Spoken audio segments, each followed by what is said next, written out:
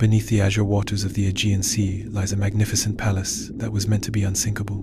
The HMHS Britannic, Titanic's younger sister, rests in eternal silence on the ocean seafloor. Her first-class staterooms tell a remarkably different story than her famous sibling.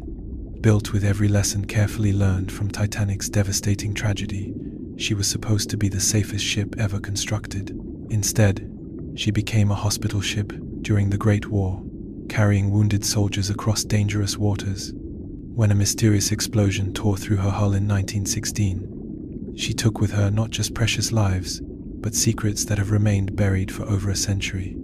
Today, brave divers descend into her ghostly chambers, where ornate fixtures have become coral gardens and luxury has transformed into haunting beauty. But what really caused Britannic to sink? And what secrets do her silent staterooms still guard after all these years? Before we jump back in, tell us where you're tuning in from, and if this story touches you, make sure you're subscribed, because tomorrow I've saved something extra special for you. The year was 1914, and in the sprawling shipyards of Harland and Wolff in Belfast, something extraordinary was taking shape. The rhythmic hammering of steel against steel echoed across the harbour as thousands of skilled craftsmen poured their expertise into what would become the most ambitious maritime project of the age. This was not just another ship, this was redemption itself, rising from the drawing boards, where Thomas Andrews had spent countless sleepless nights redesigning every safety feature that had failed aboard Titanic.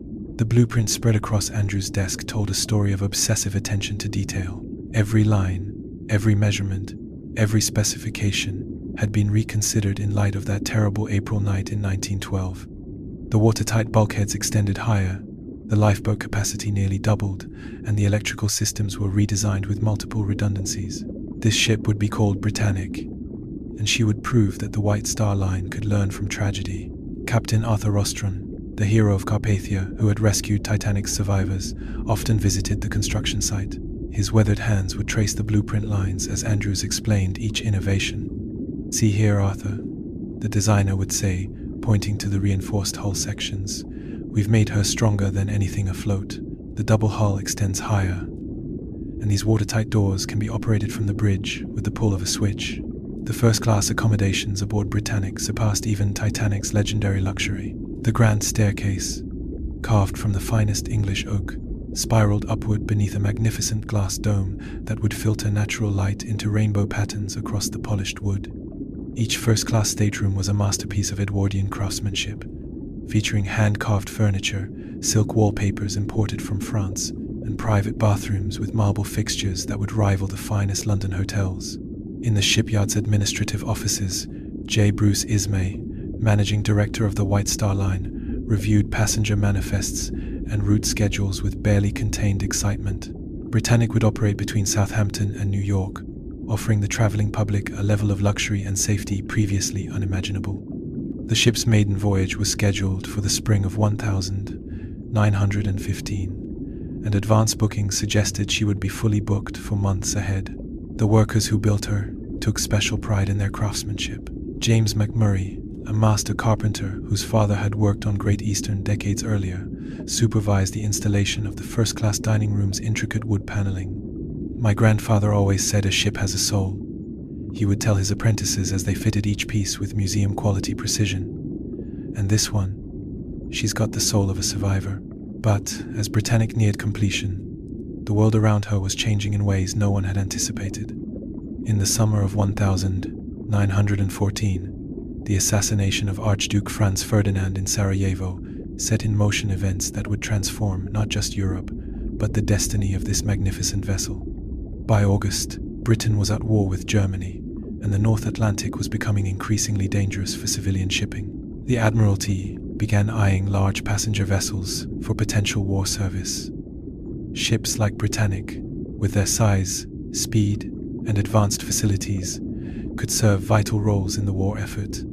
The luxury that had been designed to pamper wealthy passengers could be adapted to heal wounded soldiers returning from the trenches of France and Belgium. As autumn gave way to winter, it became clear that Britannic's career as a passenger liner would be brief, if it happened at all.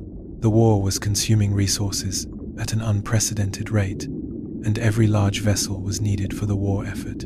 Thomas Andrews spent long evenings in his Belfast office, reviewing new plans that would convert his masterpiece of passenger luxury into a floating hospital. The irony was not lost on him. He had designed this ship to be the safest passenger vessel ever built, incorporating every lesson learned from Titanic's loss. Now, before she could prove herself in civilian service, she would be called to serve in the most dangerous waters of the war-torn Mediterranean.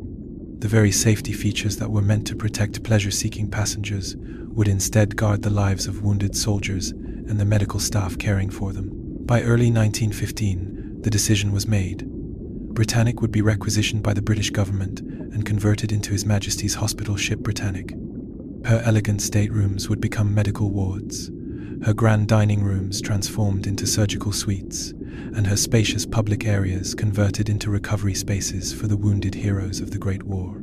The transformation began immediately, though it pained Andrews to see his carefully crafted luxury spaces stripped and refitted with hospital equipment.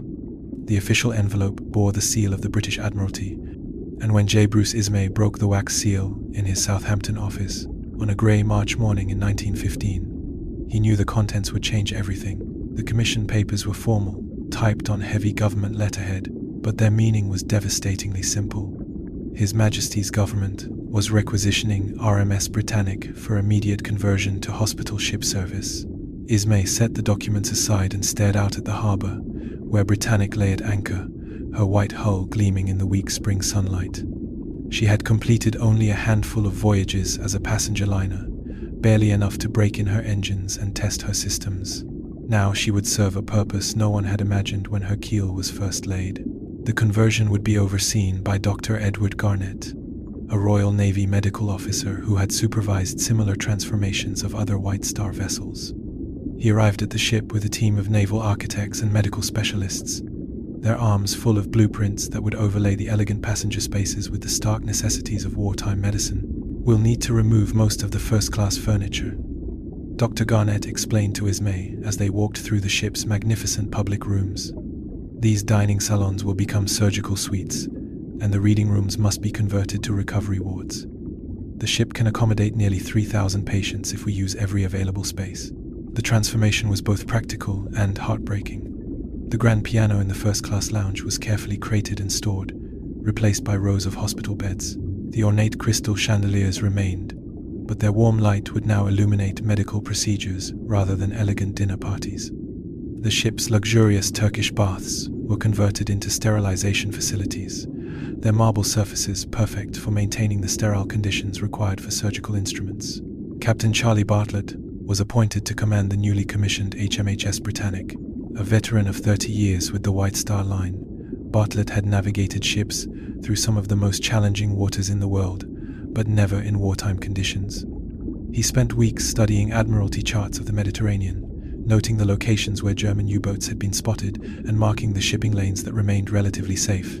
The hospital ship's first medical staff began arriving in late spring. Sister Margaret Fraser, a veteran nurse from Edinburgh Royal Infirmary, supervised the installation of the ship's medical equipment. Her experienced hands checked every surgical instrument, every medicine cabinet, every bed frame to ensure they would remain secure in rough seas. She had volunteered for this dangerous duty because she believed the wounded soldiers deserved the finest medical care available, even in the middle of a war zone. Among the crew was Violet Jessop, the remarkable stewardess who had survived the Titanic disaster 3 years earlier. Many questioned her decision to return to sea aboard another White Star vessel, but Violet felt a deep calling to serve. "These boys need someone who understands both luxury and tragedy," she told her sister in a letter home. "I've seen how quickly things can change at sea, and that experience might help save lives." The commission papers specified that Britannic would operate between Southampton and the Mediterranean ports of Naples, Mudros, and Alexandria, carrying wounded soldiers from the disastrous Gallipoli campaign back to Britain for treatment. The Dardanelles operation had proven far more costly than anyone anticipated, and hospital ships were desperately needed to evacuate the casualties. As the conversion neared completion, Captain Bartlett received his sealed orders from the Admiralty. The ship would make her first voyage as a hospital ship in December 1915, carrying medical supplies to the eastern Mediterranean and returning with wounded soldiers. The route would take her through some of the most dangerous waters in the world, where German submarines prowled beneath the surface and mines drifted silently with the current. The irony was inescapable. Thomas Andrews had designed Britannic to be the safest passenger ship ever built, incorporating every lesson learned from Titanic's tragic loss. Now those same safety features would be tested not by icebergs in the North Atlantic, but by the weapons of modern warfare in the ancient waters of the Mediterranean. The Hospital Ship Commission transformed Britannic from a symbol of peacetime luxury into an instrument of wartime mercy. Her elegant staterooms now held surgical equipment instead of evening gowns. Her dining rooms echoed with medical discussions rather than social conversation, and her corridors would soon be filled with the wounded rather than the wealthy. On the 1st of November, 1915, HMHS Britannic departed Southampton on her first voyage as a hospital ship, her white hull marked with large red crosses that proclaimed her humanitarian mission to any submarine commander who might encounter her in the dangerous waters ahead. The German naval mine bobbed silently in the Aegean waters, its steel spikes jutting menacingly from a spherical body, packed with enough explosives to tear through the hull of any ship unlucky enough to encounter it. Captain Lieutenant Gustav C.S. had laid this particular mine just 3 days earlier, part of a deadly field designed to protect the approaches to the Dardanelles. The mine's anchor chain held it at precisely the right depth to catch ships passing overhead, and its contact horns were primed to detonate at the slightest touch. Meanwhile, HMHS Britannic was completing her 5th successful voyage as a hospital ship. The November morning of 1916 found her steaming through the Mediterranean with a crew of medical personnel and wounded soldiers aboard. Captain Bartlett stood on the bridge, reviewing the charts that marked the known positions of enemy minefields. The route through the Kiel Channel had been declared safe by the Admiralty, but in wartime, safety was always relative. Below decks, the ship hummed with purposeful activity. Sister Margaret Fraser moved between the hospital wards, checking on patients who were recovering from wounds sustained at Gallipoli and the Western Front. Many of these men bore injuries that would have been fatal just a generation earlier, but advances in battlefield medicine and rapid evacuation had given them a chance at survival. In the first-class areas that had been converted to medical facilities, Dr. James Morrison was preparing for surgery on a young corporal whose shattered leg required immediate attention. The former luxury of these spaces seemed almost surreal when contrasted with the grim reality of wartime medicine. But the ship's excellent facilities made complex procedures possible even in the middle of the ocean. Violet Jessop was in the ship's galley, supervising the preparation of special meals for patients with dietary restrictions. Her experience from the Titanic disaster had taught her the importance of maintaining routine and normalcy even in extraordinary circumstances. She moved through the ship with quiet efficiency, her presence a calming influence on both patients and staff. The German mine continued its silent vigil beneath the waves, one of hundreds that had been scattered throughout the Aegean by U-boat commanders following orders to disrupt Allied shipping. These weapons of war showed no distinction between military vessels and hospital ships, between combatants and those dedicated to healing. They waited with mechanical patience for any ship to pass within their deadly reach. Captain Bartlett was particularly concerned about reports of increased German submarine activity in the region. Just the previous week, another hospital ship had been attacked, despite displaying the internationally recognized Red Cross markings that should have protected her. The rules of warfare seemed to matter less with each passing month, and even ships on humanitarian missions were no longer considered safe. The Morning Watch had reported clear weather and calm seas, ideal conditions for the passage through the Greek islands. The ship's speed was moderate, as befitted a vessel carrying wounded men who required gentle handling.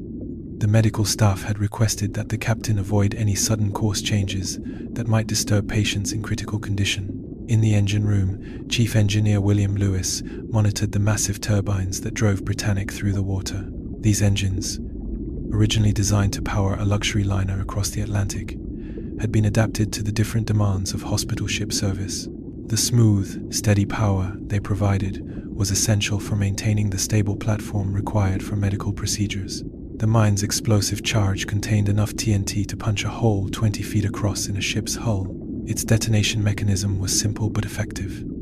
Any contact with the protruding horns would complete an electrical circuit, triggering an explosion that could be heard for miles across the water. The weapon had been manufactured in a German factory and transported to the Mediterranean aboard a U-boat. one small component in the vast machinery of modern warfare. As Britannic approached the fatal coordinates, a lookout scanned the horizon for any sign of danger. The ship's route had been carefully planned to avoid known minefields, but the positions of these underwater weapons changed constantly as currents and tides shifted their anchor chains. What appeared safe one day could prove deadly the next. The morning sun climbed higher, casting long shadows across the ship's white hull and the red crosses that marked her humanitarian mission. Below the surface, the German mine waited with mechanical indifference, its steel spikes ready to deliver destruction to whatever vessel fate might send its way. The convergence of healing ship and deadly weapon was now inevitable, though neither the mine's creators nor Britannic's crew could know that their paths would cross in just a few short hours. The brass chronometer on Britannic's bridge showed exactly 8:12 a.m. when the world exploded beneath the ship's starboard side. The precision timepiece, crafted by the finest clockmakers in London, had been keeping perfect time throughout the voyage, its steady tick marking the seconds with mechanical reliability. In that instant of detonation, when the German mine's contact horn brushed against the ship's hull, the chronometer's hands froze forever at that fateful moment. Captain Bartlett had been reviewing the morning's weather reports when the explosion lifted the entire bridge structure. The blast wave traveled through the ship's steel frame with terrifying speed, throwing men from their feet and shattering glass throughout the vessel. The captain's teacup shattered against the chart table as he struggled to maintain his balance, the hot liquid splashing across the navigation charts he had been studying moments before. The chronometer's frozen hands would later become silent testimony to the precise moment when Britannic's fate was sealed. Unlike her sister Titanic, which had struck an iceberg in the darkness of night, Britannic met her doom in broad daylight, on calm seas, under conditions that should have guaranteed safe passage. The mine's explosion tore a massive hole in the ship's starboard side, just forward of the engine room, in precisely the location where Thomas Andrews had strengthened the hull design. Below decks, the impact was felt with devastating force. Sister Margaret Fraser was tending to a wounded soldier when the explosion threw her against the bulkhead. The hospital wards erupted in chaos as patients who had survived the horrors of trench warfare found themselves facing a new terror at sea. Medical equipment scattered across the tilting floors, and the careful order of the ship's hospital routine dissolved into emergency evacuation procedures. Violet Jessup was in the pantry when the mine detonated. The familiar sensation of a ship in distress brought back immediate memories of that terrible night aboard Titanic 4 years earlier. But this time was different. Where Titanic had taken hours to sink, Britannic's wound was more severe, and the ship began listing heavily to starboard within minutes of the explosion. The chronometer continued its silent witness as Captain Bartlett attempted to assess the damage. The ship's revolutionary watertight compartment system, Andrew's pride and joy, was functioning exactly as designed. Massive steel doors slammed shut throughout the vessel, sealing off the flooded sections and containing the incoming water. For a brief moment, it seemed the safety improvements might save the ship. Chief Engineer Lewis reported from the engine room that the turbines were still operational despite the proximity of the explosion. The engines that had powered the ship faithfully through 5 previous voyages continued to turn, their massive pistons driving the propeller shafts with mechanical determination. This would prove to be both a blessing and a curse in the desperate minutes that followed.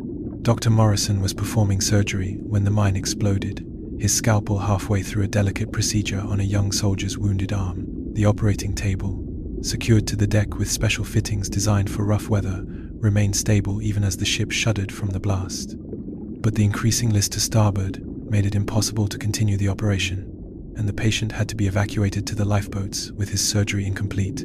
The ship's communication systems remained functional, and radio operator Jack Phillips began transmitting distress signals immediately after the explosion. His messages, sent on the International Maritime Frequency, would bring rescue ships racing to Britannic's position. Unlike Titanic's isolated position in the North Atlantic, Britannic was sinking in relatively busy shipping lanes where help could arrive quickly. The chronometer's brass case reflected the morning sunlight streaming through the bridge windows as officers struggled to determine the extent of the damage. Water was pouring into the ship faster than the pumps could handle, despite the watertight bulkhead system that should have saved her. The mine had struck at precisely the worst possible location, breaching multiple compartments simultaneously and overwhelming even Andrew's improved safety design. Passengers and crew began to realize that this magnificent ship, built to be unsinkable, was going to join her sister Titanic on the ocean floor. But unlike Titanic's slow death in icy waters, Britannic was dying quickly in the warm Aegean Sea.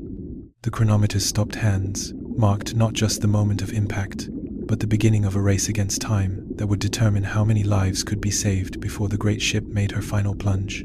The precision timepiece that had faithfully served the ship throughout her brief career now served as a memorial to the exact moment when the safest ship ever built learned that no vessel, no matter how well designed, was truly unsinkable. The brass engine telegraph on Britannic's bridge stood at full ahead when Captain Bartlett made the decision that would seal his ship's fate. The polished instrument, with its ornate pointer and clearly marked positions, had faithfully transmitted commands between bridge and engine room throughout the ship's service. Now, it would record the final, fatal order that transformed a survivable disaster into an inevitable tragedy. Captain Bartlett faced an impossible choice. His ship was taking on water rapidly, listing heavily to starboard as the Aegean Sea poured through the massive hole torn by the German mine. The watertight compartment system was working as designed, containing the flood to the damaged sections, but the ship was still in grave danger. Standard procedure called for making for the nearest land, and the rocky coast of Kia Island lay just a few miles away. Full ahead both engines, Bartlett ordered, his weathered hands gripping the telegraph handle. The brass pointer swung to the commanded position with a decisive click, and far below in the engine room, Chief Engineer Lewis acknowledged the order. The massive turbines, which had been throttled back after the explosion, roared back to full power, driving the wounded ship toward what the captain hoped would be salvation. The engine telegraph's mechanism was a marvel of maritime engineering, allowing instant communication between the bridge and the engine spaces deep within the ship. Each movement of the handle on the bridge was duplicated exactly on the engine room telegraph, ensuring that the captain's orders were transmitted without error or delay. In normal circumstances, this system allowed for precise ship handling and fuel economy. Today, it would transmit the command that doomed the vessel. As Britannic surged forward under full power, the increased water flow through the damaged hull created a catastrophic problem that Captain Bartlett could not have anticipated. The ship's revolutionary design included large portholes in the lower decks, positioned to provide natural light to what had originally been passenger accommodations. These portholes, now serving as windows for the hospital wards, had been left open to provide ventilation for the wounded soldiers. The ship's forward motion drove seawater through these open portholes with devastating effect. What had been a manageable flood became an unstoppable deluge, as thousands of gallons per minute poured through dozens of openings along the starboard side. The engine telegraph continued to show full ahead, even as the captain realized his terrible mistake, but by then it was too late to reverse the damage. Sister Margaret Fraser was evacuating patients from the lower hospital wards when she first noticed water cascading through the portholes. The sight was terrifying in its simple physics. The faster the ship moved, the more water pressure forced seawater through every opening. She began shouting orders to close the portholes, but many were already underwater and beyond reach. Dr. Morrison abandoned his attempts to continue medical procedures and focused entirely on patient evacuation. The hospital wards that had been designed to save lives were now death traps as water rose rapidly through the lower decks. Wounded soldiers who had survived the horrors of trench warfare found themselves struggling against a new enemy, the sea itself flooding their sanctuary. The engine telegraph remained at full ahead for nearly 10 more minutes as Captain Bartlett desperately tried to reach shallow water where he could beach his ship. But the mathematics of naval architecture were working against him with relentless efficiency. Every foot the ship traveled forward drove more water through the open portholes, accelerating the flooding beyond any possibility of control. Violet Jessup was helping to evacuate patients when she realized the fatal irony of their situation. The very speed that might have saved them by reaching shallow water was actually killing the ship by forcing more water through the hull. Her experience aboard Titanic had taught her to recognize the signs of a dying ship, and she knew Britannic had only minutes left. Chief Engineer Lewis finally received the order to stop engines when it was far too late to matter. The engine telegraph swung to stop, with the same decisive click that had marked the fatal full-ahead command, but the damage was irreversible. The ship was now taking on water so rapidly that even Thomas Andrews' improved watertight compartment system could not save her. The brass telegraph would continue to function until the very end, its mechanical precision a stark contrast to the chaos surrounding it. When the ship finally rolled over and began her descent to the seafloor, the telegraph's pointer still indicated the last command received from the bridge. It would remain there, frozen in position, marking forever the decision that transformed Britannic's wound from survivable to fatal. The irony was cruel in its simplicity. The same engines that had been designed to carry passengers safely across the Atlantic had become the instrument of the ship's destruction in the dangerous waters of the wartime Mediterranean. Violet Jessop's cork life jacket bore the faded inscription HMHS Britannic, stenciled in black letters across its canvas covering. She had worn a similar device aboard Titanic 4 years earlier, and the familiar weight of the bulky vest across her shoulders brought back memories she had tried to forget. But this time, her experience with maritime disaster would prove invaluable as chaos erupted throughout the dying ship. The evacuation of Britannic proceeded with a desperate efficiency born of hard-learned lessons from Titanic's loss. The ship's designers had ensured there were more than enough lifeboats for everyone aboard, and the crew had drilled extensively in their deployment. But the rapid listing of the ship created new dangers that no amount of preparation could fully address. Lifeboat stations along the port side were already elevated high above the water as Britannic rolled heavily to starboard. The davits groaned under unusual stresses as crew members worked frantically to swing the boats outboard and begin lowering them. What should have been a routine procedure became a terrifying ordeal as the boats scraped against the ship's side and threatened to dump their occupants into the churning sea. Violet moved through the tilting corridors with practiced calm, her life jacket secured properly around her waist and shoulders. She had learned aboard Titanic that panic was contagious and deadly, while steady competence could save lives even in the most desperate circumstances. Her voice carried clearly above the noise as she directed wounded soldiers toward the boat stations, her hands steady as she helped men who could barely walk. Sister Margaret Fraser was leading a group of patients up the slanting companionways when she encountered Violet near Lifeboat 8. The two women had worked together throughout the voyage, and their partnership now proved crucial as they organized the evacuation of the most seriously wounded soldiers. Many of these men had injuries that made climbing into lifeboats extremely difficult, requiring careful handling that slowed the evacuation process. The ship's steep list created a nightmare scenario for lifeboat launching. On the starboard side, the boats were too close to the water, threatening to be crushed against the hull. On the port side, they swung far out from the ship, creating dangerous gaps that passengers had to leap across. Several boats were damaged during launching when they struck the ship's side or became tangled in their own rigging. Dr. Morrison abandoned his medical bags and focused on helping patients reach the boat deck. His usual surgical precision was replaced by the urgent necessity of triage, determining who could walk, who needed assistance, and who required stretcher transport to the lifeboats. The cork life jacket he wore felt awkward over his medical uniform, but he had seen what happened to those who went into the water without proper flotation. Captain Bartlett remained on the bridge as long as possible, coordinating the evacuation by megaphone and ensuring that distress signals continued to be transmitted. His own life jacket remained unworn as he focused entirely on saving his passengers and crew. The ship was dying beneath his feet, but his responsibility was clear. A captain's duty extended far beyond his own survival. The lifeboats that successfully launched faced immediate danger from the ship's continuing forward motion. Britannic was still making headway through the water despite her mortal wounds, and several boats were nearly run down by their own ship. Crew members had to pull desperately at the oars to clear the massive hull before it could crush their fragile craft. Violet's lifeboat, number 2, was among the last to be successfully launched from the port side. As they pulled away from the ship, she could see other boats struggling in the water around them. Some had been damaged during launching and were taking on water, while others were so overcrowded they rode dangerously low in the calm sea. Her experience from Titanic told her that rescue ships would arrive quickly, but every minute counted for those in damaged boats.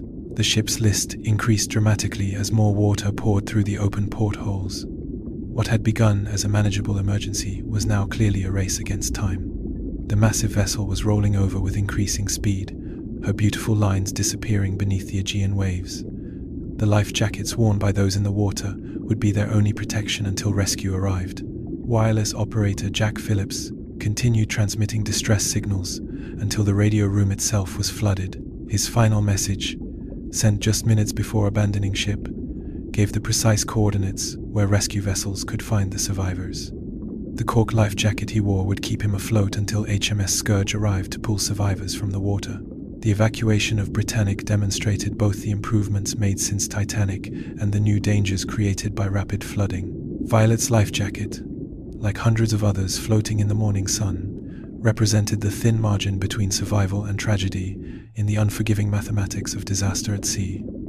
The ship's bronze bell, cast in Liverpool and inscribed with HMHS Britannic 1914, had called the crew to duty for the last time just an hour before the mine explosion. Now it hung silent on the tilting forecastle as the great vessel prepared for her final moments above the waves. The bell that had marked the watches, celebrated arrivals in port, and signaled mealtimes would soon descend into eternal silence beneath the Aegean Sea. Britannic's death throes were swift and terrible to witness. The massive ship, over 900 feet in length, rolled increasingly to starboard as water continued pouring through the open portholes. Her elegant lines, designed to slice gracefully through the Atlantic swells, now fought a losing battle against the simple physics of flooding and buoyancy. The ship that Thomas Andrews had built to be unsinkable was proving that no vessel, however well designed, could overcome catastrophic flooding. From the lifeboats bobbing in the calm morning sea, survivors watched in horrified fascination as their ship began her final plunge. The bronze bell, visible on the forecastle, seemed to grow larger as the bow section tilted downward toward the seafloor 400 feet below. What had taken nearly 3 hours aboard Titanic was happening in less than 1 hour aboard her younger sister. Sister Margaret Fraser, pulling at the oars of Lifeboat 12, could see patients still trapped aboard the ship, despite the evacuation efforts. The hospital ship's conversion had created interior spaces that were difficult to evacuate quickly, and some of the most seriously wounded soldiers had been unable to reach the boat deck in time. Their fate was sealed as the ship's list became too severe for further rescue attempts. The Bronze Bell's last service to the living was as a landmark for rescue vessels racing toward the disaster site. HMS Scourge, the nearest warship, used the bell's position to judge the ship's rate of sinking and plan her rescue approach. The destroyer's lookouts kept the bell in sight as they maneuvered through the debris field and scattered lifeboats.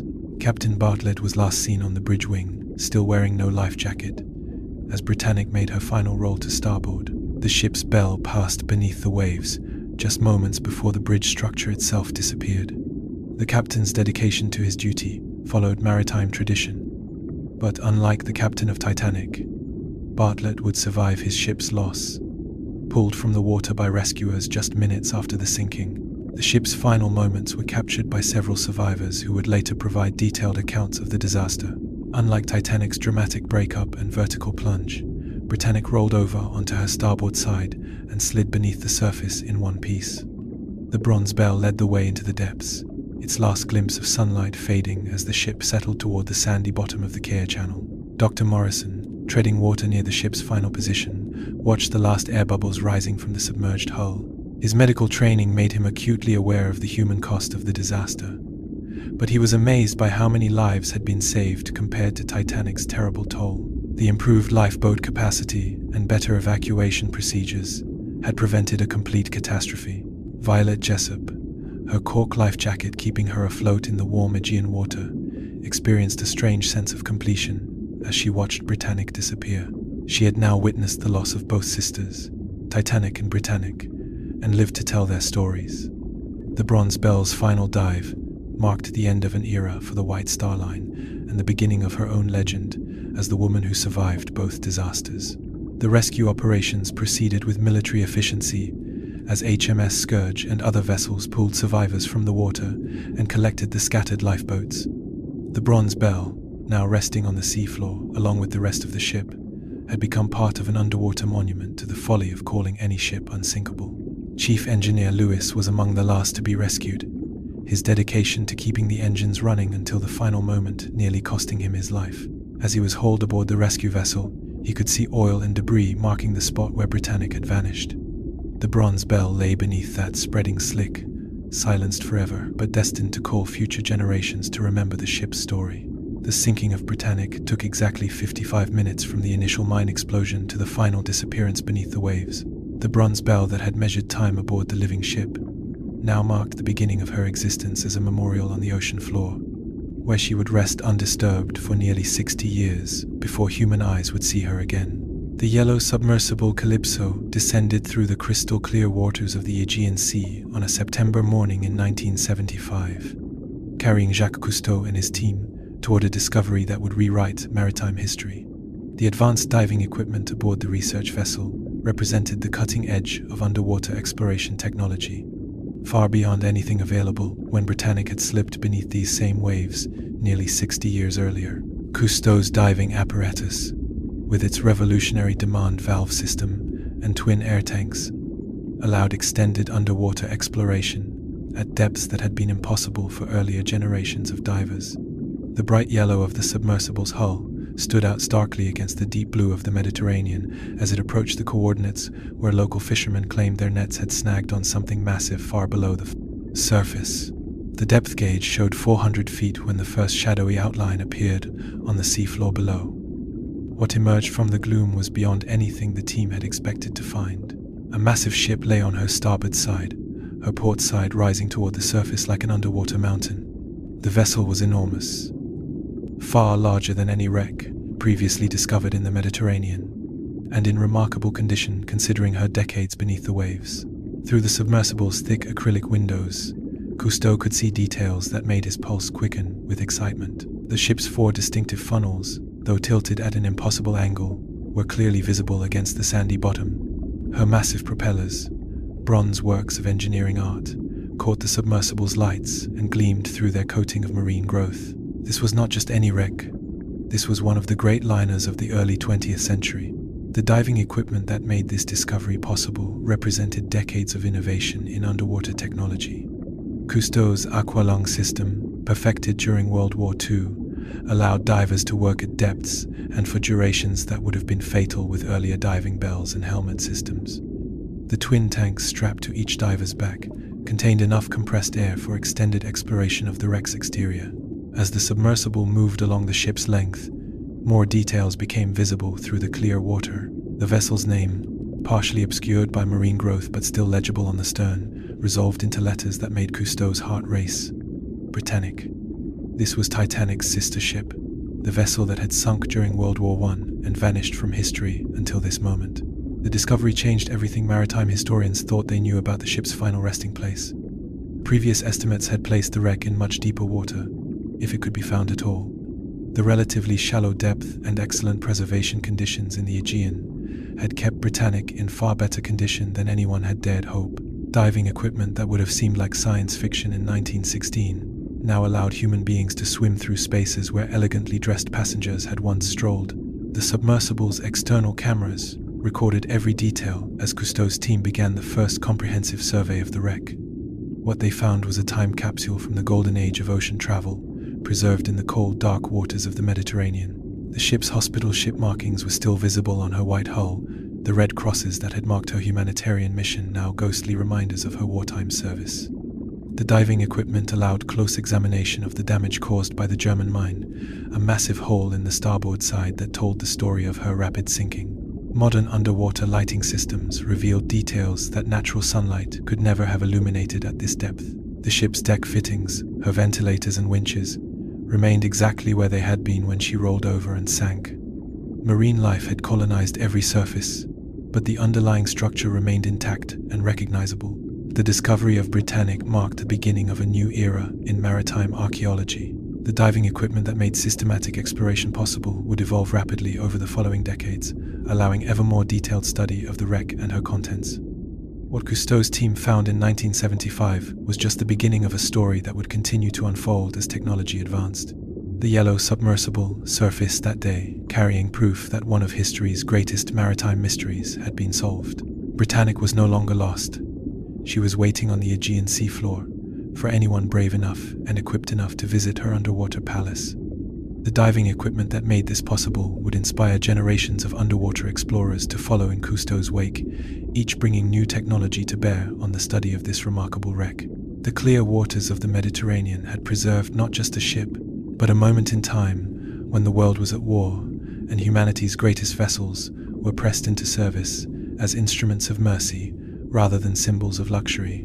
The titanium underwater camera housing gleamed under the deck lights of the research vessel Aegean Explorer as technical divers prepared for their descent to Britannic's wreck. This state-of-the-art equipment, rated for depths far beyond what the wreck demanded, represented 40 years of advancement since Cousteau's first discovery. The housing's precision engineering allowed high-definition filming in conditions that would destroy ordinary cameras within minutes. Dr. Robert Ballard, the marine archaeologist who had located Titanic's wreck in the North Atlantic, stood beside the camera team as they completed their final equipment checks. This expedition to Britannic carried special significance. While Titanic lay broken and scattered across the ocean floor, her sister ship remained largely intact, offering unprecedented opportunities to study a complete white star liner from the golden age of ocean travel. The camera housing was just one component of an elaborate underwater filming system that included powerful LED lights, remotely operated vehicles, and precision navigation equipment. The goal was not simply to document the wreck's existence, but to capture every detail of her construction and current condition for future generations of researchers and maritime historians. Marine archaeologist Dr. Sarah Watkins supervised the preparation of specialized underwater cameras designed to penetrate the ship's interior spaces. These compact units, protected by pressure-resistant housings, would accompany the dive team into areas of the wreck that had never been seen by human eyes. The technology that made such exploration possible would have seemed like magic to the passengers and crew who had sailed aboard Britannic during her brief career.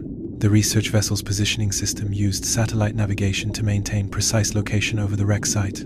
Unlike the crude positioning methods available to Cousteau's team, modern GPS technology allowed the expedition to return to exact coordinates with centimeter accuracy.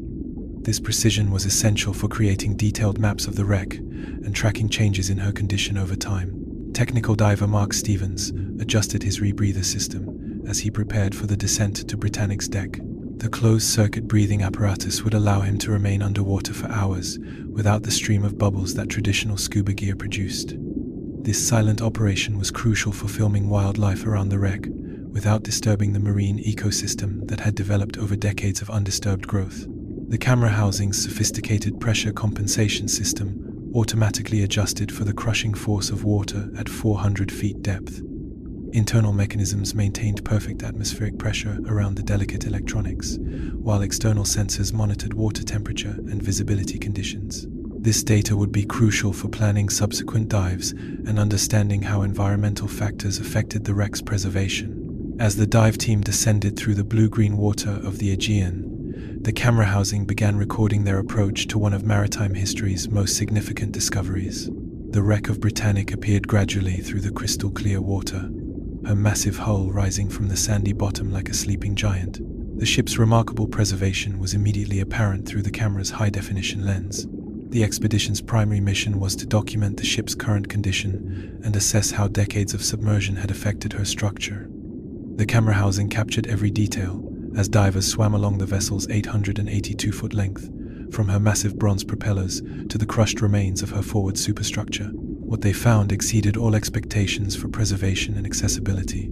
Marine biologist Dr. Elena Konstantinos used specialized macro lenses to document the rich ecosystem that had developed around the wreck. Sponges, corals, and countless species of fish had colonized every surface of the ship, creating an underwater garden of extraordinary beauty. The camera housing preserved these images for scientific study and to demonstrate how human artifacts could become foundations for new life in the ocean depths. The expedition's advanced sonar mapping equipment worked in conjunction with the camera systems to create detailed three-dimensional models of the entire wreck site. This technology allowed researchers to virtually explore areas too dangerous for human divers while providing precise measurements of every structural component. The resulting digital archive would become an invaluable resource for future research. Inside the camera housing, digital recording systems captured not just images, but also metadata about water conditions, lighting levels, and precise positioning coordinates. This information would allow future expeditions to return to exact locations and compare changes in the wreck's condition over time. The technology transformed underwater archaeology from treasure hunting into precise scientific research. The dive team's exploration of Britannic's exterior revealed details that contradicted some historical accounts of her sinking. The camera housing documented evidence of the mine explosion's effects, showing exactly how the blast had torn through the ship's hull and explaining why she had sunk so much faster than her designers had anticipated. These visual records would rewrite some chapters of maritime history. As the expedition continued, the underwater camera housing would venture into spaces where no light had penetrated since 1916, revealing secrets that had been locked away in Britannic steel chambers for over a century. The ornate brass door handle, green with verdigris, but still perfectly functional after a century underwater, turned smoothly in diver Mark Stevens' gloved hand as he opened the entrance to Britannic's first-class accommodations. The handle's elaborate design, featuring the White Star Line's signature flourishes and nautical motifs, had been crafted by master metalworkers in Birmingham, who could never have imagined their artistry would one day be admired by visitors swimming through drowned corridors. Stevens paused at the threshold, his powerful underwater lights illuminating a passageway that time had forgotten. The corridor stretched ahead into darkness, its walls still bearing traces of the elegant wood paneling that had once graced these spaces. Marine growth had softened the harsh angles of door frames and corners, creating organic curves that gave the passage an otherworldly beauty. The door handle mechanism showed the quality of construction that had characterized everything aboard Britannic. Despite decades of submersion in salt water, the brass components moved as smoothly as they had on the day the ship first sailed. The intricate lock mechanism, visible through gaps in the marine incrustation, remained perfectly aligned, a testament to the precision engineering of the Edwardian era. Dr. Watkins followed Stevens through the doorway, her camera equipment capturing every detail of their entry into the ship's interior. The first-class accommodation areas had been converted to hospital wards during Britannic's service as a hospital ship, but evidence of their original luxury remained visible beneath layers of marine growth. The door handle they had just operated led to spaces where wealthy passengers would have enjoyed the finest accommodations available at sea. The passageway tilted at a steep angle as the ship lay on her starboard side, making navigation challenging even for experienced technical divers. Every door handle along the corridor told a story of hurried evacuation. Some still turned to the open position where passengers had fled during the ship's final moments. Others remained closed, sealing off spaces that had been abandoned as water rose through the lower decks. Stevens examined another door handle midway down the corridor, this one bearing the distinctive design elements that marked it as an entrance to one of the ship's premier staterooms. The brass had taken on the green patina that characterized all copper alloys after prolonged exposure to seawater, but the underlying craftsmanship remained evident. Each handle had been individually cast and hand-finished, making every one slightly unique. The marine life that had colonized the ship showed particular preference for the brass door handles, using their complex surfaces as attachment points for colorful sponges and delicate sea fans. The metal's chemical composition created microenvironments that supported diverse communities of filter-feeding organisms, turning each handle into a miniature reef system. Dr. Watkins noted how the door handles provided crucial reference points for navigation within the wreck. Their standardized placement and distinctive appearance made them reliable landmarks in the confusing maze of tilted corridors and flooded compartments. Future expeditions would use these same handles as waypoints for systematic exploration of the ship's interior spaces. The quality of the door handles reflected the White Star Line's commitment to luxury that had characterized all their vessels. Even in spaces that passengers rarely saw, such as crew quarters and service areas, the hardware maintained the same high standards of design and construction. This attention to detail had been one of the factors that distinguished White Star ships from their competitors. As the dive team moved deeper into the ship's interior, each door handle they encountered marked their progress through spaces that had once hummed with activity. The hospital ship conversion had required modifications to many of these areas, but the original passenger accommodation layout remained largely intact. The handles still bore small brass plates, identifying the rooms they guarded, though these nameplates were now obscured by marine growth. Stevens paused at a particularly ornate door handle that marked the entrance to what had once been one of Britannic's most luxurious suites. The handle's design incorporated nautical rope patterns and anchor motifs that spoke to the romance of ocean travel in the early 20th century. Behind this door lay spaces where the wealthy elite had planned to experience the pinnacle of maritime luxury. The preservation of these door handles, functional after more than a century underwater, demonstrated the quality of materials and workmanship that had gone into Britannic's construction. While the ship herself had proven vulnerable to the weapons of modern warfare, the craftsmanship of her individual components endured as monuments to the skills of their creators. Each turn of a door handle revealed new chambers in this underwater palace, spaces where luxury and tragedy had intersected in ways their original designers never could have anticipated. The handles themselves had become guardians of history, protecting the secrets of rooms that held stories from both peace and war. The carved wooden banister, its intricate mahogany surface, now home to delicate sea anemones and colorful sponges, curved gracefully through the water as diver Mark Stevens ascended Britannic's famous grand staircase. Each carved detail in the rich wood remained perfectly preserved beneath its living coat of marine life. The craftsmanship of long-dead artisans now serving as foundation for an underwater garden of extraordinary beauty. Stevens moved carefully along the banister, his lights revealing the elaborate scrollwork and nautical motifs that had taken master woodcarvers months to complete. The staircase, tilted at an impossible angle as the ship lay on her starboard side, created a surreal landscape where gravity seemed to operate by different rules. Water replaced air, and what had once been a vertical ascent became a diagonal swim through drowned elegance.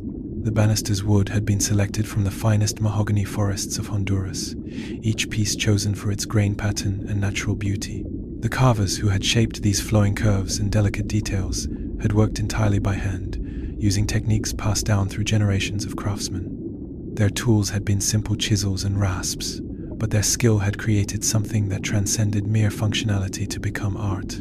Dr. Watkins followed the banister's path with her camera, documenting how marine life had transformed the staircase into something even more beautiful than its original designers had envisioned. Tiny fish darted between the carved details, their scales catching the underwater lights like living jewels. The wooden surface provided perfect attachment points for colonial organisms that filtered nutrients from the passing current. The grand staircase had been the heart of Britannic's first-class accommodations, the stage where wealthy passengers had displayed their finest clothing and observed the social rituals of Edwardian high society. Now it served as the central highway for an underwater ecosystem, its carved banister providing structure for creatures that had never seen sunlight. The transformation was both beautiful and melancholy. Stevens paused at the staircase's first landing, where the banister curved around an ornate newel post crowned with a carved dolphin. The sea creature motif seemed prophetic now, as real marine life had claimed the wooden sculpture as their own. Tiny crustaceans had made homes in the carved details, while colorful nudibranchs grazed on the algae that grew in the filtered sunlight. The preservation of the wooden banister defied conventional wisdom about wood's durability underwater. The cold, oxygen-poor environment of the wreck had prevented the bacterial decay that would normally consume organic materials. Instead of rotting away, the mahogany had become mineralized over time, its cellular structure replaced with minerals that maintained the wood's appearance, while making it as permanent as stone. Marine archaeologist Dr. Elena Konstantinos examined the banister's joinery, marveling at the precision with which each section had been fitted together. The wooden components had been assembled without nails or screws, relying instead on traditional joinery techniques that had proven more durable than modern fasteners. The mortise and tenon joints remained tight after a century underwater, holding the structure together despite the ship's violent sinking and subsequent settling on the seafloor. The staircase's glass dome, designed to flood the space with natural light, had long since shattered, allowing marine life to colonize the interior spaces. But the wooden banister remained as the staircase's defining feature, its flowing curves guiding swimmers through a space that had once echoed with conversation and laughter from the ship's most privileged passengers. Stevens reached the staircase's upper level, where the banister terminated in an elaborate carved post topped with the White Star Line's signature star emblem. The symbol, cut deep into the mahogany, remained clearly visible despite its coating of marine growth. This had been the crown jewel of the ship's public spaces, where first-class passengers had gathered for evening socializing and afternoon tea. The banister told the story of an era when craftsmanship was valued above speed of production, when artisans took pride in creating beauty that would last for generations. The irony was not lost on the dive team that these wooden masterpieces had achieved a kind of immortality through their destruction, preserved forever in the cold embrace of the Mediterranean. As the team continued their exploration, The carved wooden banister served as their guide through spaces where elegance and tragedy had merged into something uniquely beautiful. Each carved detail represented hours of skilled labor, now serving as shelter for creatures whose ancestors had never known the touch of human hands. The staircase had become a monument to both human artistry and nature's power to reclaim and transform what humanity had created. The delicate china fragment, bearing the distinctive blue and gold crest of the White Star Line, lay nestled in the sand beside what had once been Britannic's first-class dining room. Dr. Watkins carefully photographed the porcelain shard before gently lifting it for closer examination. The fragment had survived the ship's violent sinking and decades of submersion, its glaze still showing traces of the elegant pattern that had graced the tables where society's elite had dined in splendor. The dining room around them told a story of interrupted service and hasty evacuation. Tables, bolted to the deck for stability in rough seas, remained in their precise formations despite the ship's dramatic list to starboard. The fine linens had long since dissolved, but the heavier furnishings spoke eloquently of luxury that had been abandoned in moments of terror and confusion. Stephen's underwater lights revealed more china fragments scattered across the tilted deck, each piece a remnant of place settings that had been carefully arranged for meals that would never be served. The White Star Line had spared no expense in outfitting their ships with the finest tableware available, commissioning custom patterns from the renowned Spode Pottery Works in Staffordshire. Each piece had been crafted to withstand the motion of the sea, while maintaining the elegance expected by discerning passengers. The china fragment in Dr. Watkins' hands bore part of the White Star Line's signature pattern, featuring nautical motifs rendered in cobalt blue and burnished gold. The design had been created specifically for the company's fleet, incorporating rope borders, anchor symbols, and the distinctive pennant flag that served as the line's trademark. This particular fragment appeared to be from a dinner plate, its curved edge suggesting the generous proportions that had characterized first-class dining aboard White Star vessels. Marine life had claimed much of the dining room's interior, but the scattered china told the human story of Britannic's final voyage. These fragments represented moments of normalcy aboard a hospital ship, where medical staff and crew had gathered for brief respites from their demanding duties caring for wounded soldiers. The elegant tableware seemed incongruous in a vessel dedicated to wartime mercy, yet it reflected the White Star Line's commitment to maintaining standards even in the most challenging circumstances. The preservation of porcelain in the marine environment fascinated the research team. While organic materials like wood and fabric had either dissolved or been colonized by marine organisms, the fired clay of the china remained essentially unchanged. The high-temperature glazing process that had given the pieces their lustrous finish also protected them from chemical degradation in salt water. Dr. Konstantinos noted how the china fragments provided valuable archaeological evidence about daily life aboard the ship. The pieces scattered around the dining room suggested that some meals had been in progress when the mine explosion occurred, with place settings abandoned as diners fled to the boat deck. Other fragments, found in neat stacks near the service areas, indicated systematic efforts to secure valuables during the evacuation. The fragment's gold decoration, applied by skilled ceramic artists using real gold leaf, remained remarkably intact despite its underwater exposure. The precious metal had bonded with the porcelain during the firing process, creating a surface that resisted corrosion even in the harsh marine environment. Each tiny detail of the pattern remained crisp and clear, as if the piece had been broken yesterday rather than a century ago. Stevens discovered a nearly complete teacup lodged beneath a fallen beam, its White Star Line crest clearly visible through a light coating of marine growth. The delicate handle remained attached, a minor miracle considering the violence of the ship's sinking and the subsequent decades of exposure to currents and settling sediment. The cup represented the civility that the White Star Line had tried to maintain even aboard a vessel serving in a brutal war. The research team's documentation of the china fragments would contribute to a growing understanding of how luxury and utility had coexisted aboard Britannic during her brief career as a hospital ship.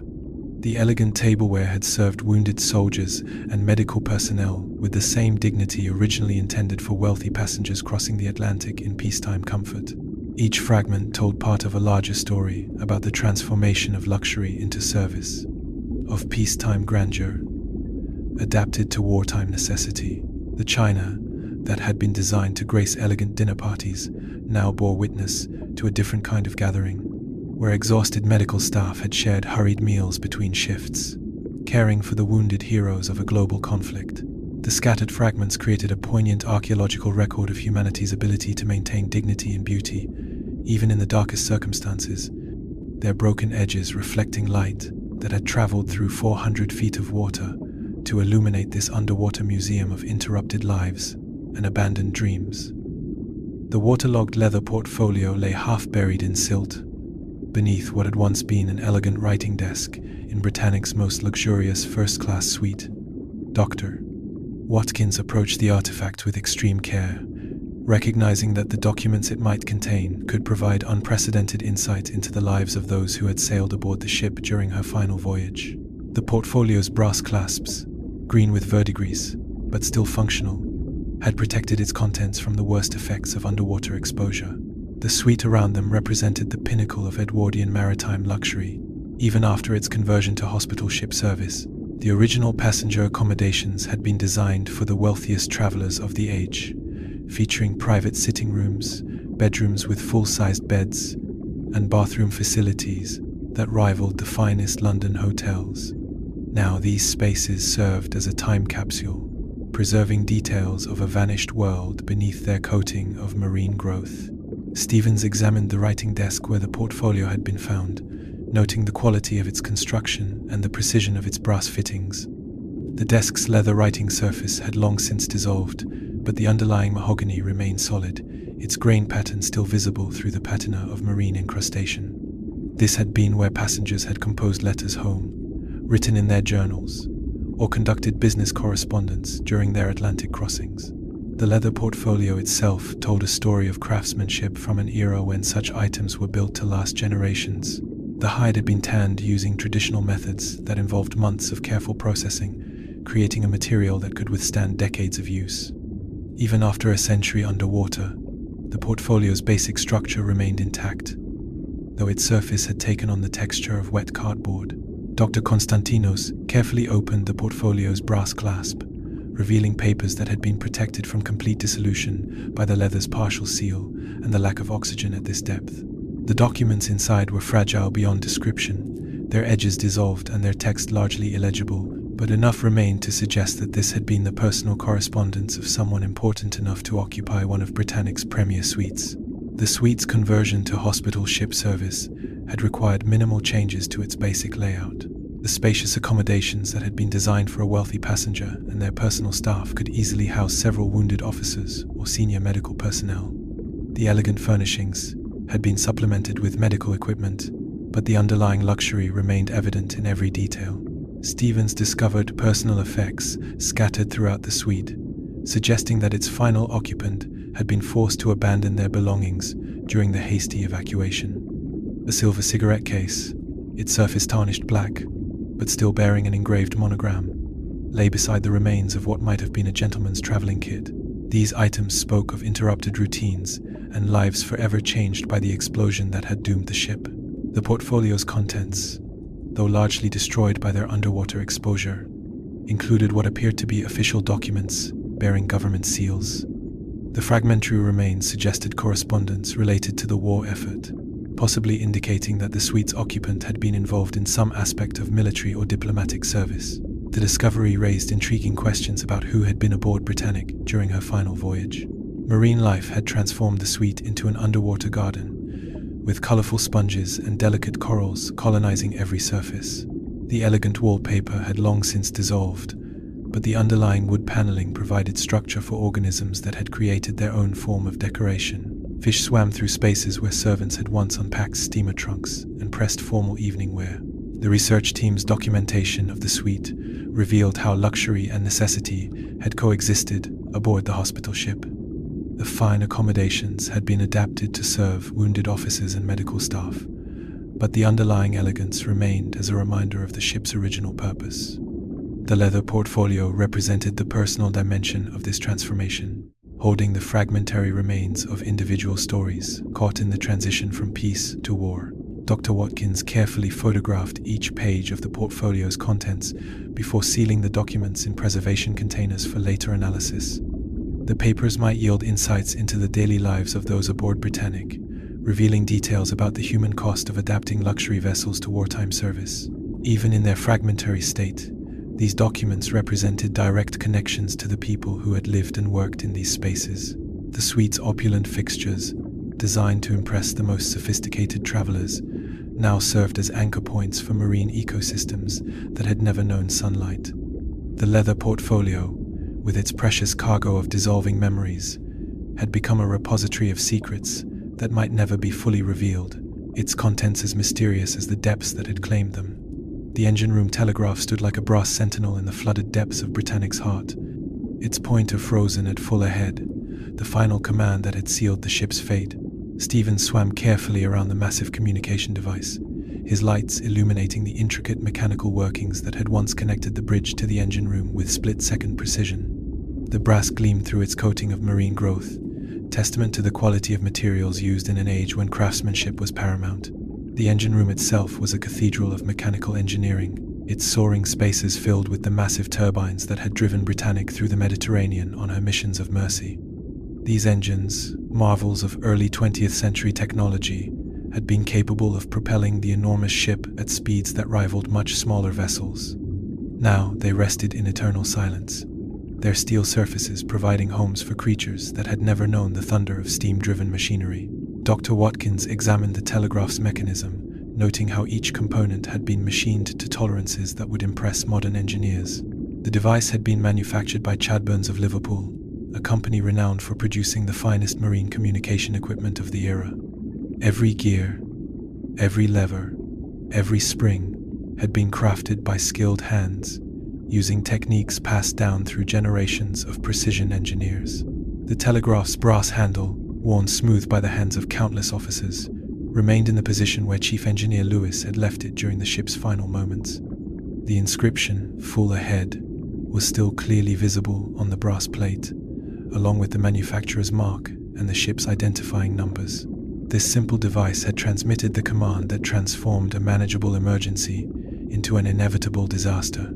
Stevens descended deeper into the engine spaces, following massive steam pipes that had once carried superheated vapor from the ship's boilers to her turbines. The pipes, each one large enough for a person to crawl through, demonstrated the enormous scale of machinery required to move a ship of Britannic's size and weight. The engineering challenges involved in creating such systems had pushed the boundaries of early 20th century technology. The ship's turbines, low-pressure marvels that had represented cutting-edge propulsion technology, remained largely intact despite their underwater exposure. These massive machines had been designed to extract maximum efficiency from the steam generated by Britannic's coal-fired boilers, converting thermal energy into the rotational force that turned the ship's three enormous propellers. The precision required to balance such massive rotating assemblies had been a triumph of industrial engineering. Dr. Konstantinos documented the telegraph's connection to the engine room's control systems, noting how mechanical cables and pneumatic tubes had carried commands throughout the ship's engineering spaces. This network of communication devices had allowed bridge officers to coordinate the complex operations required to navigate a vessel of Britannic's size and complexity. The system's reliability had been crucial for safe operation in the challenging conditions of wartime service. The engine room telegraph bore witness to the final decision that had doomed the ship. Captain Bartlett's order to proceed at full speed toward the safety of shallow water had been transmitted through this very device, setting in motion the sequence of events that would send Britannic to the bottom in less than an hour. The brass pointer that had swung to full ahead had marked the beginning of the end for the great ship.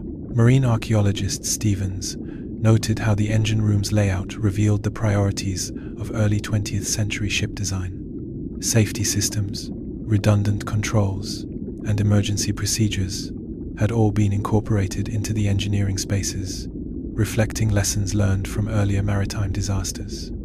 Yet, even these advanced safety measures had proven inadequate against the combination of enemy action and human error that had claimed Britannic.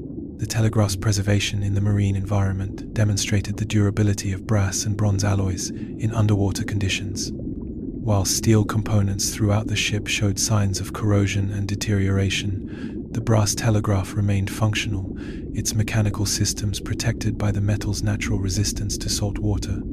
Future expeditions could potentially operate the device exactly as Lewis had done during the ship's final moments. The massive engine spaces around the telegraph told the story of industrial civilization at its peak, when steam power had conquered the oceans and connected the world's continents. These engines had represented the ultimate expression of mechanical engineering, capable of driving the largest moving objects ever created by human hands across thousands of miles of open ocean with clockwork precision. As the research team completed their documentation of the engine room telegraph, they recognized that this simple communication device had become a monument to the limitations of human engineering when confronted with the chaos of modern warfare. The brass pointer would remain frozen forever at full ahead, marking the moment when technology and human judgment had collided with tragic consequences in the depths of the wartime Mediterranean. The corroded brass nameplate, its edges softened by decades of marine exposure, but its lettering still legible, proclaimed HMHS Britannic in bold serif characters that had been hand-engraved by master craftsmen in Belfast. Dr. Watkins traced the raised letters with her gloved finger, feeling the precision of the engraving through the thin layer of marine growth that had claimed the metal surface. This simple plaque had transformed from a proud declaration of identity into a headstone, marking the resting place of dreams and ambitions. The nameplate was mounted on what had once been the ship's hospital reception area, where wounded soldiers had been processed and assigned to appropriate medical wards. The transformation from luxury liner to mercy vessel was evident in every detail of the surrounding space, where elegant passenger facilities had been adapted to serve the grim necessities of wartime medicine. The brass nameplate bore witness to this metamorphosis, its hospital ship designation a permanent reminder of duty superseding luxury. Stevens examined the mounting hardware that secured the nameplate to the bulkhead, noting the quality of the brass screws and backing plates that had held the sign in place through the ship's violent sinking and subsequent decades underwater. The metal had been selected not just for its appearance but for its durability in the harsh marine environment, though even the finest materials showed signs of the sea's relentless assault on human artifacts. The nameplate's design reflected the maritime traditions of the early 20th century, when ship identification was considered both practical necessity and matter of pride. The letters had been cut deep into the brass, their edges beveled and polished to catch the light in corridors that had once bustled with activity. Now, those same letters caught the artificial illumination of underwater exploration equipment, their message reaching across a century to modern eyes. Dr. Konstantinos documented the nameplate's condition for the expedition's archaeological record, noting how the brass had developed the characteristic green patina that marked long exposure to salt water. The corrosion was superficial, affecting only the surface while leaving the underlying metal structure intact. This preservation would allow the nameplate to remain legible for generations of future explorers, a permanent marker of the ship's identity and service. The hospital ship designation HMHS carried special significance in maritime law and international convention, marking vessels dedicated to humanitarian service and theoretically protected from attack by the rules of warfare. The nameplate's presence on the wreck served as a reminder of how those rules had failed to protect Britannic from the mine that had sent her to the bottom, despite her clear identification as a mercy vessel. Marine life had colonized the area around the nameplate, with colorful sponges and delicate sea fans using the metal's stable surface as an anchor point. Small fish darted between the letters, their scales catching the light in patterns that seemed to animate the static text. The nameplate had become part of the reef ecosystem that had developed around the wreck, its human significance now sharing space with natural beauty. The expedition team's exploration revealed evidence of the ship's medical equipment throughout the area surrounding the nameplate. Surgical instruments, pharmaceutical bottles, and hospital furniture had been scattered by the violence of the sinking, creating an underwater museum of early 20th century military medicine. The nameplate served as the centerpiece of this collection, identifying the vessel that had carried these tools of healing into harm's way. Stevens discovered additional brass nameplates throughout the ship, each marking different areas and departments that had been adapted for hospital service. The ship's original passenger designations had been replaced or supplemented with medical terminology, reflecting the thoroughness of the conversion from luxury liner to floating hospital. These plates told the story of transformation in brass and enamel, marking spaces where wounded soldiers had received care far from the battlefields where they had fallen. The main nameplate's position near the ship's medical reception area made it one of the most significant artifacts on the wreck, representing the ship's dual identity as both luxury vessel and instrument of mercy. The brass had been polished to a mirror finish when the ship was in service, reflecting the pride that crew members had taken in their vessel's humanitarian mission. Now, it reflected only the subdued light of underwater exploration, its message preserved for a very different audience. The nameplate's survival intact, while so much else had been destroyed or dispersed, spoke to the fundamental importance of identity in human culture. Even in death, the ship retained its name and designation, the brass letters serving as an eternal declaration of what Britannic had been and what she had represented. The corroded metal had become a monument to the persistence of memory in the face of time and tragedy, its simple message carrying weight far beyond its material substance. The cork life ring fragment, its canvas covering bleached white by decades of underwater exposure, lay tangled in the ship's rigging near what had once been a lifeboat station. Dr. Watkins carefully examined the remnant of safety equipment that had actually functioned as designed, unlike so many other systems that had failed during Britannic's final hour. The fragment bore stenciled letters that were barely legible, but still proclaimed the ship's commitment to passenger safety that had been learned through the bitter lessons of Titanic's loss. Stevens photographed the life ring fragment in its current position, noting how the ship's safety equipment had been distributed throughout the vessel in quantities that far exceeded legal requirements. Thomas Andrews and his design team had been determined that no future White Star vessel would suffer from inadequate life-saving equipment, and the evidence of their thoroughness remained scattered across the wreck site, even after a century of submersion. The safety equipment fragment represented a triumph of maritime engineering that had been overshadowed by the disaster itself. Unlike Titanic, where insufficient lifeboat capacity had contributed to the enormous loss of life, Britannic had carried life-saving equipment for everyone aboard and more. The fragments served as proof that the lessons of 1912 had been learned and implemented, even though other factors had ultimately doomed the ship. Dr. Konstantinos examined the construction of the life ring, noting the quality of materials and workmanship that had gone into even the most basic safety equipment. The cork filling remained buoyant after decades underwater, while the canvas covering showed only superficial deterioration. This durability had made the difference between life and death for many of Britannic's survivors who had depended on such equipment during their time in the water. The research team's exploration revealed safety innovations throughout the wreck that had been incorporated based on Titanic's lessons. Watertight bulkheads extended higher into the ship's superstructure. Emergency lighting systems provided illumination during power failures, and communication equipment allowed coordination between different parts of the vessel during emergencies. The life ring fragment was just one small component of a comprehensive safety system.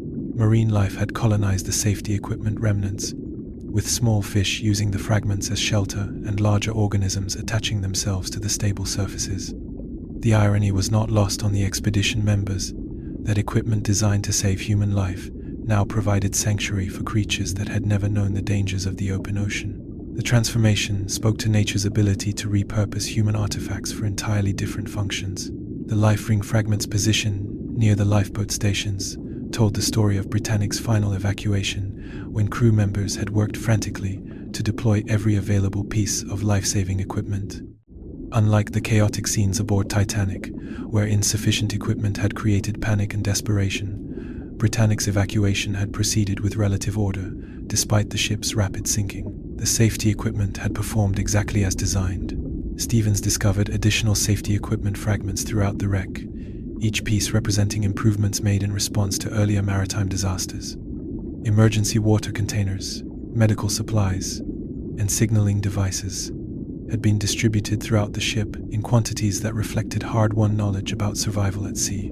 The fragments served as archaeological evidence of humanity's ability to learn from tragedy. The expedition's documentation of safety equipment revealed how maritime regulations had evolved in response to disasters like Titanic. International conventions had established minimum standards for life-saving equipment, emergency procedures, and crew training that had made ocean travel measurably safer. The life ring fragment represented compliance with these new standards and the maritime industry's commitment to preventing future catastrophes. The preservation of safety equipment in the marine environment varied dramatically based on materials and construction. Cork and canvas components like the life ring fragment showed remarkable durability, while metal fixtures had corroded extensively. This differential preservation provided insights into the long-term effectiveness of different safety technologies and materials used in marine applications. Dr. Watkins noted how the safety equipment fragments contradicted popular narratives about Britannic's loss. While the ship had sunk rapidly due to the combination of mine damage and human error, her advanced safety systems had prevented the kind of massive casualties that had characterized earlier maritime disasters.